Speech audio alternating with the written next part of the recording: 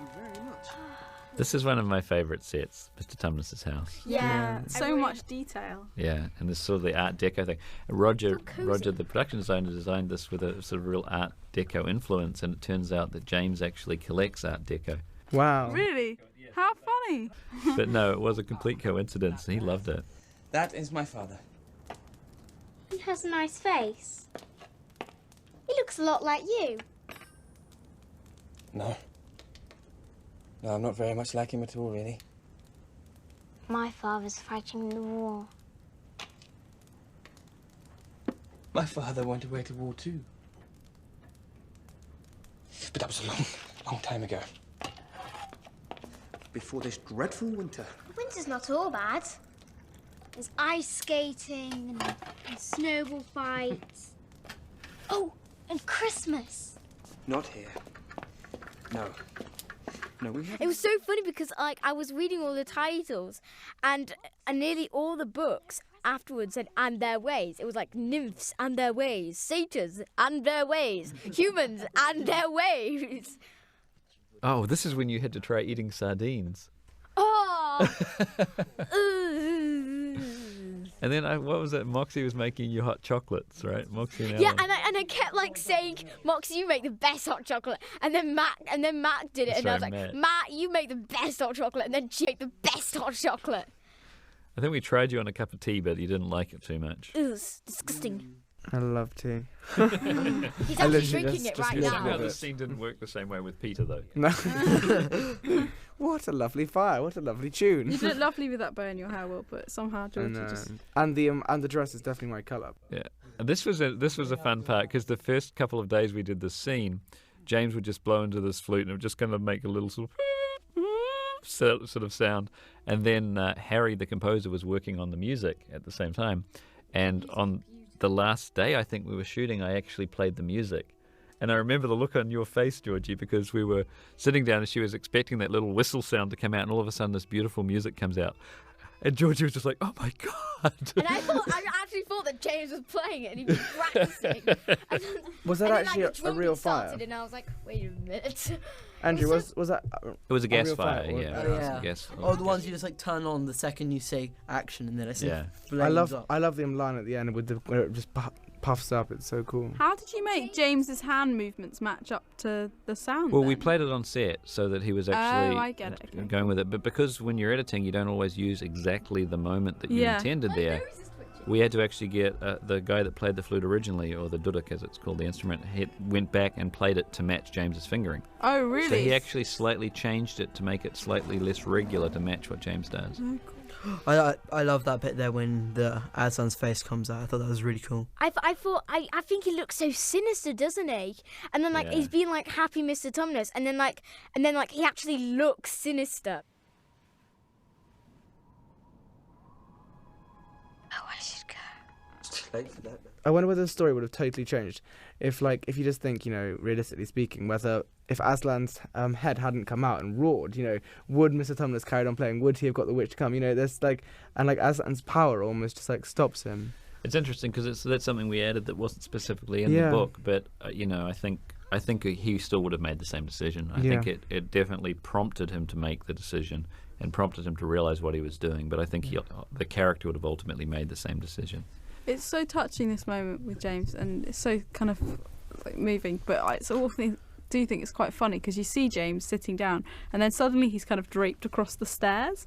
I just kind of wondered how he got there. Did you not notice that when you were watching the movie? James is kind of sitting there talking to talking to Georgie, Yeah. and then suddenly you kind of see him spread out across the It's stairs. like hours later, It's Anna. a time cut. Yeah. It's a transition. It's different When you do lighting. anything, you mean jump That off was the just bridge. the Yeah, the time lapse is quite weird, saving though. of all continuity on the shoot. Every time Skander grew, time cut. This was actually that scene with you and I went over James. my ankle, didn't I? that you did trip over. I was thinking about the scene before that. That was a hard scene because it was kind of one of the first really serious Intense moments. scene, yeah. Yeah. And remember, it was at the end of the day, and we started at the end of our day, and I went home sobbing. I know. Oh, this is when his nose came off. Oh yeah. See, I'll tell you what happened. He had a cold, and he had his nose, and he had these prosthetic nostrils, so it looked like all slitty and ghost slits, and his nose was like all bunged up with snot, and of course he was crying. That's right. So it 'cause was he even more crying, so his nose snotty. is running, yeah. And then slowly in the take, it slowly started to slip right down to his top lip, and then Andrew was like, "Oh, you can take it again," and he said, "Just push the nose back up." So he took the nose and he pushed it back up, and then he took his finger away and it came off in his finger, and I will not repeat the word, but he swore very, very badly, and he had to pay $4 to the potty mouth bucket, which will probably Just tell to you let about everyone two. know, the potty It was mouth $4. bucket, Skander and I ended up paying half our wages. But I never into actually. that. I paid $10 for that bucket. Actually You actually No, I owe don't. 100. I don't. No, I don't. Does someone want to explain what the potty mouth The bucket potty mouth is? bucket was this bucket that we had on set, literally a bucket, which every time Georgie heard anyone swear, I have sharp ears. she demanded $2. $2 in the potty mouth bucket. Skander used to And love it was hearing so, that It was from so far away. funny because I was actually listening, and then We someone, I listened won't to mention them, any didn't names, we? I'm not that cruel, but someone, I'm not looking at anybody, someone swore on set, it wasn't you, Skander, actually. Someone swore on set, and they were like 15 metres away from me, and my head like whipped round. I know, and- you've got the hearing of an Alsatian. Actually, you. in this scene, I ended up having to pay $25 because my phone went off. No, but Oh, that's Georgie right. didn't make up a lot of and they swear made, in fact, words. I think they made me pay 40, one for the phone ringing and then the other for the ringtone because everyone didn't like the ringtone. I was like, what is that? That's so unfair. No, but Georgie didn't make up quite a lot of swear words. I did And then, not. like, Like Dawn. No, was in the potty mouth blighter. bucket. Blighter. I got Swear. $6 in the potty mouth bucket. I know Skander's like stuck in the 1940s. She tried to make me pay $50 for saying that again. And again and Yeah, again. we should I probably don't- actually get back to what we This was a bit of an emotional scene. It was so Well, funny when that's one of the I love Felicity was shouting doing at it Will. because she was like, "You think you're dead, but you're not." No, that wasn't Graham. Felicity, it was Graham. That's right, with his Here's my Kiwi photo accent. double. You Scanner's think you're double. dead, but you're not. And William was trying not to laugh. Because all he said to me was, you think you're dead, but you're not. And I was like, what do you mean I think I'm dead? Of course I don't think I'm dead. And I started cracking up. That was, of course, one of the challenges with the hours of shooting that we had to do a lot of Yeah, the I did overs twice as with. much. That wasn't what I meant by one of the challenges, but yes, you did actually because you were allowed to shoot longer. So we did a lot of the overs over one of the doubles. Well, that gave me See, enough time to it's- perfect things. It's sometimes Yes. good to be small. Oh, life is hard. No, I remember in this scene that I'm not sure I don't think you actually hear it in the film, but Andrew had me snoring I know. so loudly. I and know. then I couldn't do it in the end. I decided not to it make was just for you your own snore. personal It would- entertainment it on would set then. it would make Susan seem so At unattractive. Kristen, do you That miss was the whole Piggy purpose. Snorer? Exactly. At Kristen, do you miss Piggy Snorer? Remember, Anna? I do remember, and I also remember the trouble that Georgie had getting those wellies on. It looks as though she From just the kind of fire. slides into them, but I remember it was really difficult. And it was like take 20 of the wellies. It was appalling. I loved that little moment when she takes her feet out and chooses the wellies. I think it's so sweet. It is you it's so know cute. what she's planning straight away. My little toes. And now enters the evil child. yeah. And we're not talking about Edmund. We're talking about Peter. Yes. I remember Georgie when this there's one Yeah. time when this candle had to go out, Ugh. and it was Moxie who was Moxie sort of was blowing just it blowing. out or something. Yeah, Moxie was Someone in the else was wardrobe. blowing it out Oh, off yeah. camera, and It wasn't in Moxie. one take there was this kind of and the candle just wouldn't blow And then you out. can see Georgie go. And, like, They blowing tried it. everything. We had like an air jet in there at one point, and they had a little like compressor with an air jet. And of course, she squirted it, and all the wax went at Georgie, and she freaked out.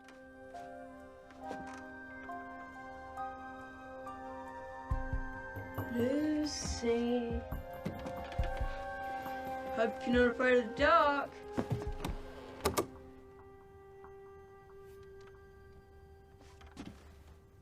Well, the way that we really designed it was that everything sort of pointed towards the wardrobe. When you enter the room from one end, all of the lines in the ceiling and the wood kind of draws your eye towards this wardrobe, which is pretty Those are my incongruous because there's feet. only Those one. are my feet. That is those. That's, Those are my feet. That's Anna being Skander's stunt double there. Because, No, that was me falling over. That was me falling over. Scander had some problems with his stunts. He just really I did all he my own chickened stunts. out. He did chicken did out. all- Like, you know, I said it's okay, Scander. I will do the falling over for you. I'm not She afraid. did it without my consent. The funniest thing actually about that scene is Skander had gone home and we realised we hadn't got the shot, and Anna hadn't quite left. So we were quickly like, who can we get to do it? Who can we get to do it? And we got Anna, and they sent her down in wardrobe. But they actually got the wrong wardrobe. So first of all, remember you're in the brown jumper and the grey shorts and the long socks and everything. I had It a looked little catwalk in hilarious. Scander's sort of. Doing her best Skander impersonation, which was very attractive. I'm denying all of this. It never happened. I actually sent Scander a lovely signed photograph of me in his lovely shorts, so that he could keep it forever as a reminder of. It's in the making of book, isn't it? There's Hopefully a funny not. joke which Anna's brother actually noticed, that in the poster that's actually my body No, and I Scander's noticed head. that. I noticed that. Scander I noticed told you that. And then there's Anna's legs used for the falling over moment. And Samaya's voice. And Samaya's voice What because games Scander do got so you deep. play? Yeah, Miss my Skander. sister Samaya in the looping because my voice is a lot deeper now, so she had to do some of my voiceover. Come on, I'm Kieran, not whip too happy him. about. Our challenges with Skander was that he grew about 5.5 inches. No, and his 6.5. voice broke 6.5 inches. My God. It seems to get bigger Voice every single broke. time I hear him say it. I know, it's he true. grew 2 feet. I Oh know, gosh, he exactly. looks so scary. Kieran. I love that bit with Kieran. This was hilarious, Yeah, actually. because he had the slippy snow. That's right. The snow around me was slippery, so it wouldn't stick to me. And he had to jump. He had no grip on his soul's coat. So every time he would jump up and slip off and fall down the hill, he would swear so loudly. And if you hear him swearing, it's hilarious. And it's crack up laughing. I think he has contributed to the potty mouth bucket quite a lot, this scene. Oh, and here's Tilda Tilda. looks And what amazing. happened with Scander with Tilda? Like, you weren't allowed to see her? Or, I never saw him in costume. No. And we weren't really allowed to socialise. Initially. That didn't last very long. No. Yeah, no, we were No. just sort of mucking about in the end. Well, Tilda actually came to me after about the 4th day of shooting. She goes, "Can I please just spend some time with Skander now?" You're She actually resistant liked to him. Scander. She Yeah. actually liked him. yes! Wasn't it? Yeah, One fan. this bit in the sleigh between Scander and Tilda, there was lots of teasing. Oh, wasn't there? God, no. Why don't you tell that story, No, Skander? okay, I'll say it so you didn't make it even worse. Yeah, well, Anne Lou thought, oh, let's see how we can annoy Skander.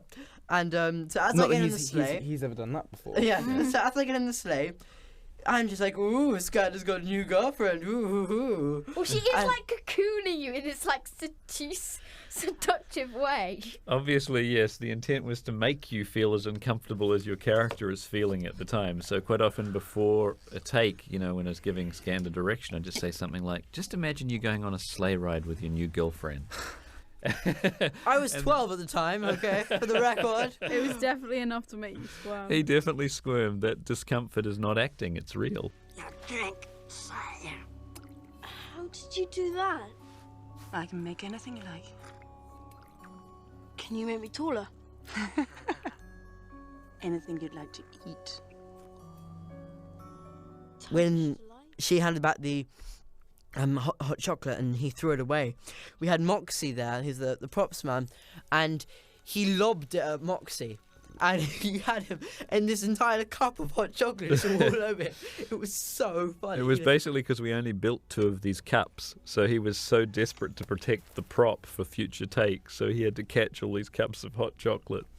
Scander, yummy Turkish delight. Oh, what about the first time we had Turkish Delight?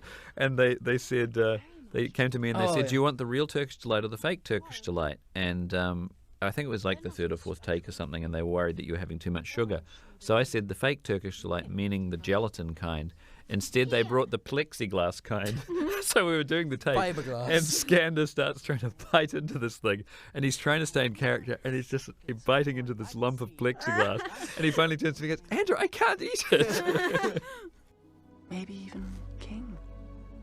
How many pieces did you have, Skander, in the end? 35 pieces the size of my fist. And how did it make you feel? Sick as a dog. Would you like some now? I'm good. Has it put you off Turkish Delight for life? Well, Turkish Delight in small quantities is great, but you can't eat industrial amounts. And we did, try and get you the best Turkish Delight available. We had it specially made. We talked to your mother about how much sugar you should have. It was a special And at recipe. first I was like, yes, I can do this for the rest of my life. And then after take 3, I was on the floor. Simply stuffed with Turkish Delight. Couldn't I have some more now? No! Don't want to ruin your appetite. Besides, you and I are going to be seeing each other again very soon, aren't we? I hope so. Your Majesty.